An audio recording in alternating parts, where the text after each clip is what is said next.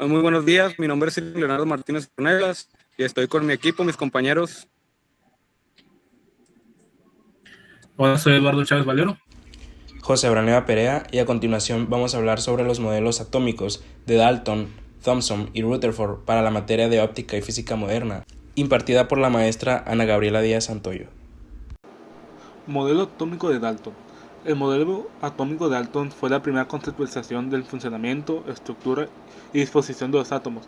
Esta fue creada entre los años de 1803 a 1807 por el científico inglés John Dalton, quien lo dominó en su momento como teoría atómica o postulados atómicos, los cuales vamos a explicar más adelante.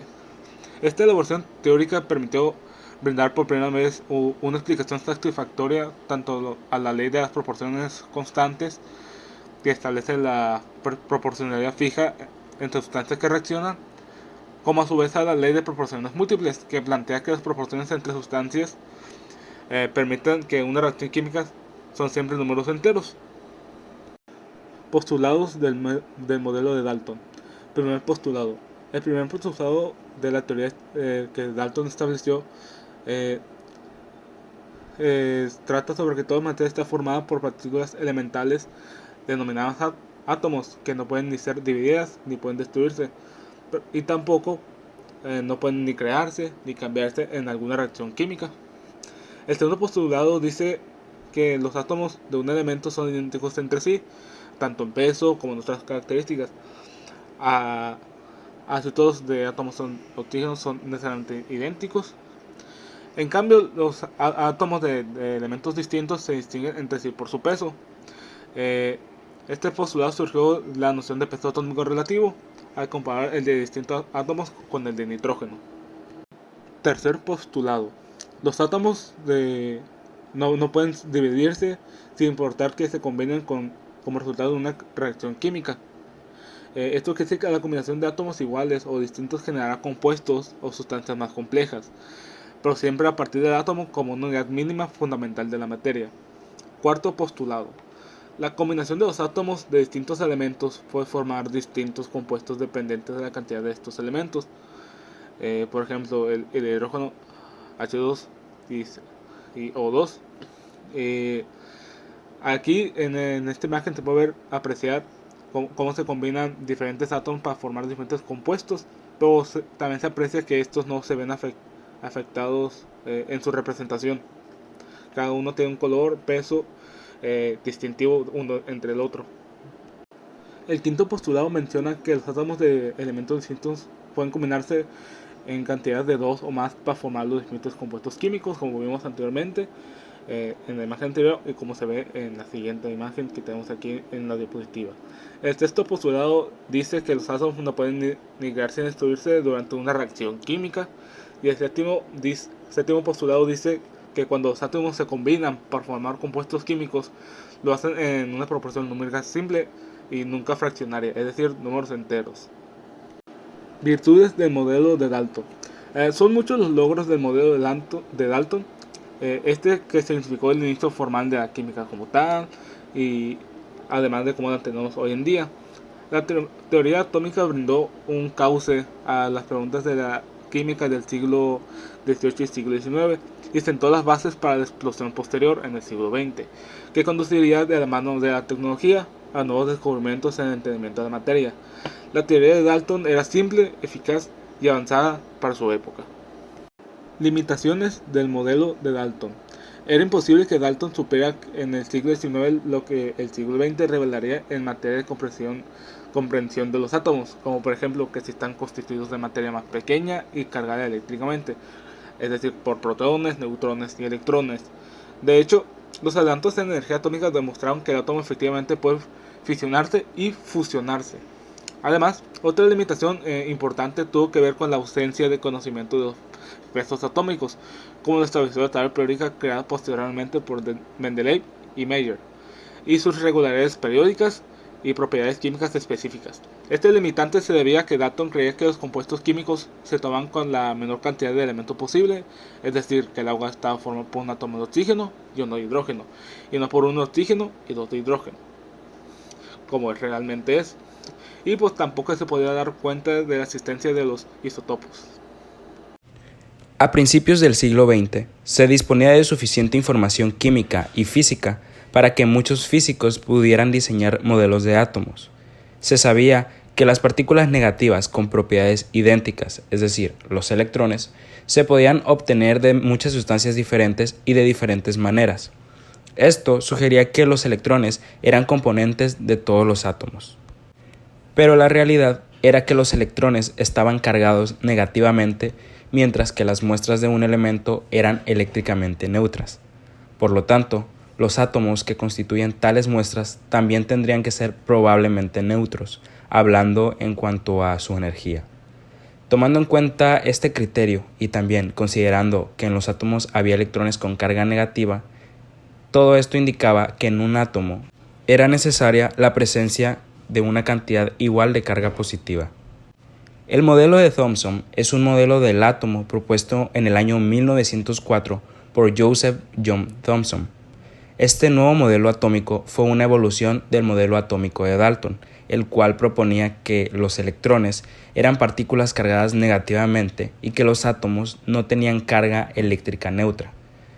Thomson sugirió que un átomo consistía en una esfera de electricidad positiva en la que se distribuía una cantidad igual de carga negativa en forma de pequeños electrones.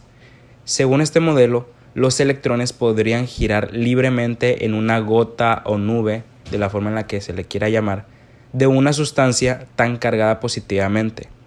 Sus órbitas se estabilizaron dentro del átomo por el hecho de que cuando un electrón se alejaba del centro de la nube o la gota cargada positivamente, éste experimentaba un aumento en la fuerza de atracción hacia el centro de la nube. Esta fuerza era directamente proporcional a la distancia de su centro. A el modelo de Thomson también se le denomina modelo del pudín de pasas debido a los electrones incrustados en el átomo positivo, al igual que las pasas lo están en la masa del pudín. Es decir, en este caso los electrones serían como las pasas, mientras que el átomo vendría siendo la masa del panqueo del pudín.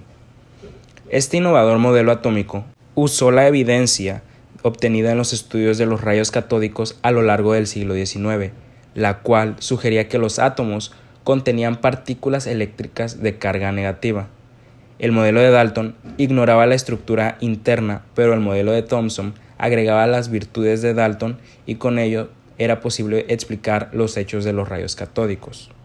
Para ello, Thomson realizó un experimento, el cual consistió en hacer circular un haz de electrones, es decir, los rayos catódicos, por un campo eléctrico y magnético.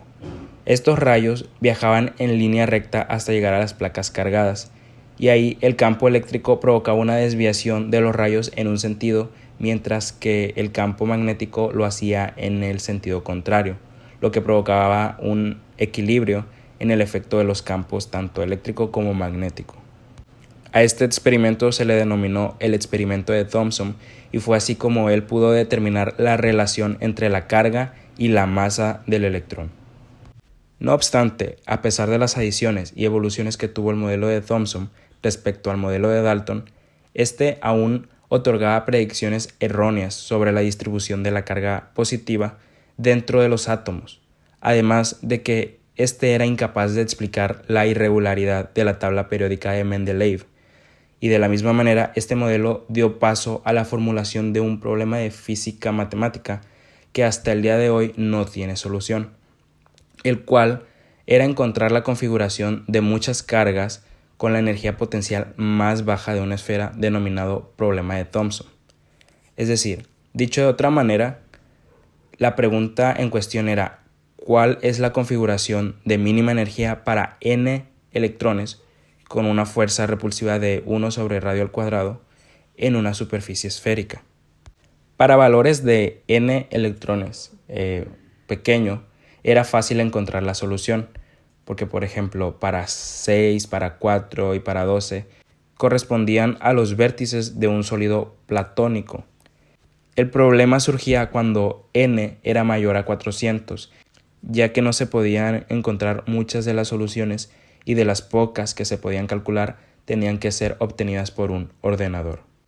Todos estos aspectos, menos el último, fueron solucionados posteriormente gracias a los modelos propuestos por Rutherford, Bohr, Sommerfeld y Schrödinger. Modelo atómico de Rutherford.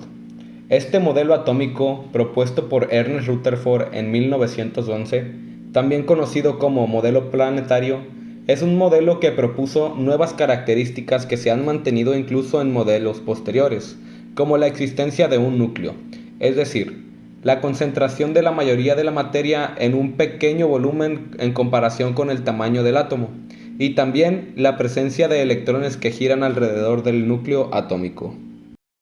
Como cualquier otra cosa, el modelo atómico de Rutherford también cuenta con algunos principios básicos que nos ayudarían a comprenderlo mejor, y estos son algunos de ellos.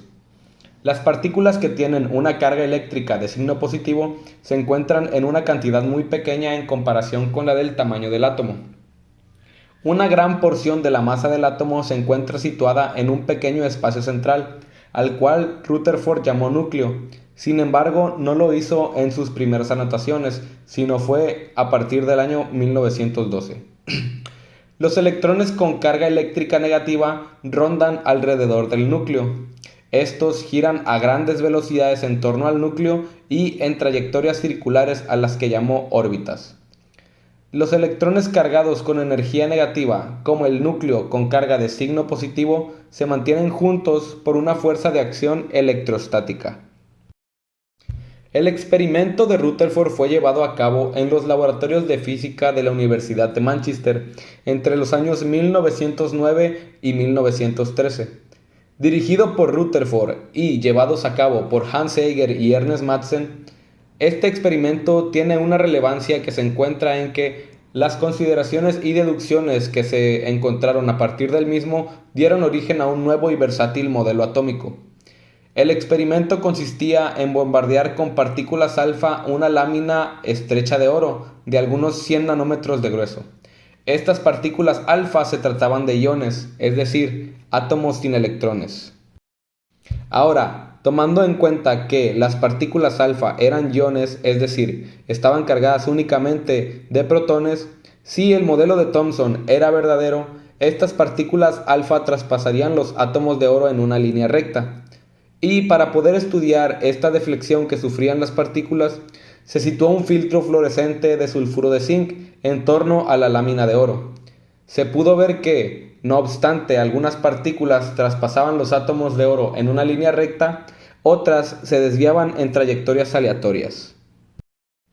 Como resultado de las investigaciones, Rutherford se dio cuenta que el modelo atómico vigente, el cual era el de Thomson, era errado, y se dio a la tarea de proponer uno nuevo, que consistía en todo lo mencionado anteriormente. Un núcleo que contiene la mayoría de la masa del átomo y además alberga los protones, es decir, las partículas de carga positiva. Y también cuenta con electrones moviéndose alrededor del núcleo, en unas llamadas órbitas, como si de un sistema planetario se tratara. Aunque el modelo de Rutherford fue un gran avance en la física, no era algo perfecto ni completo. De hecho, de acuerdo a las leyes de Newton, era algo imposible y tampoco explicaba un aspecto muy importante de las leyes de Maxwell. Este modelo no pudo explicar ciertas cosas como ¿cómo se mantenían unidas un grupo de cargas positivas en el núcleo? Si según la teoría eléctrica, las cargas positivas se deberían repeler. Sin embargo, este llamado núcleo era la unión de varios protones. También, los electrones en movimiento, según la teoría eléctrica, deberían emitir cierta radiación electromagnética. Y esta radiación consumiría energía, lo que haría que los electrones colapsaran con el núcleo, y por tanto no se podía explicar en realidad la estabilidad del átomo. A pesar de ser pocas consideraciones, son consideraciones bastante importantes, como la unión de partículas y la estabilidad del átomo en sí. Para terminar, cabe destacar que el modelo atómico de Rutherford tuvo una inmediata aprobación por parte de la comunidad científica, y que fue el punto de origen de una visión del átomo con varias partículas subatómicas, como lo son el protón, el neutrón y el electrón. Algunos años después, investigadores fueron capaces de establecer la cantidad exacta de electrones y el número atómico de cada elemento, que se refiere a la cantidad de protones que un átomo lleva en su núcleo. A pesar de haber sido reemplazado pronto por el modelo atómico de Bohr, el modelo de Rutherford dio pie a un gran avance en el estudio de las partículas subatómicas.